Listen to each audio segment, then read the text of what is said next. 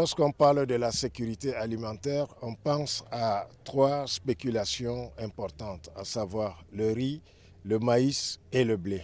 En ce qui nous concerne, bien que le blé soit encore à une étape expérimentale, il nous revient donc de booster la production du maïs et du riz.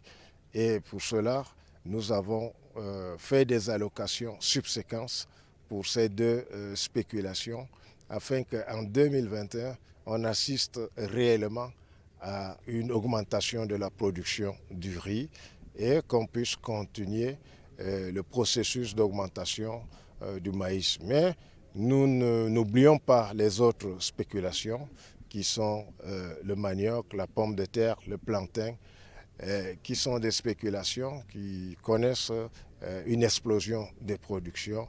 Et tout ce que nous demandons aux Camerounais, c'est de consommer les produits qui sont disponibles dans les marchés. La région du Sud est un grand bassin de production de cacao, de plantain, de manioc et de maïs.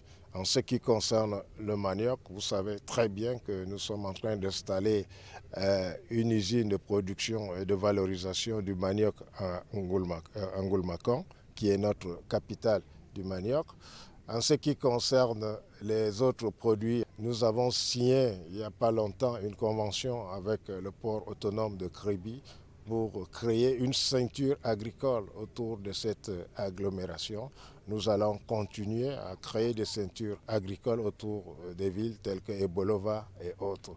Mais nous soutenons particulièrement le cacao qui pour nous est une culture qui produit de la richesse et avec notre agence, la National Cocoa Academy, nous essayons de vulgariser des outils de traitement post-récolte du cacao pour ainsi s'inscrire dans la démarche qualité. Notre rôle aujourd'hui, c'est d'encadrer la production et surtout de susciter l'engouement des jeunes, des femmes et des privés dans la pratique de l'agriculture. Aujourd'hui, notre agriculture ne peut trouver son chemin que lorsque nous maîtrisons la chaîne de valeur, c'est-à-dire de la ferme à la table. Donc nous devons encourager les producteurs locaux à transformer localement nos produits.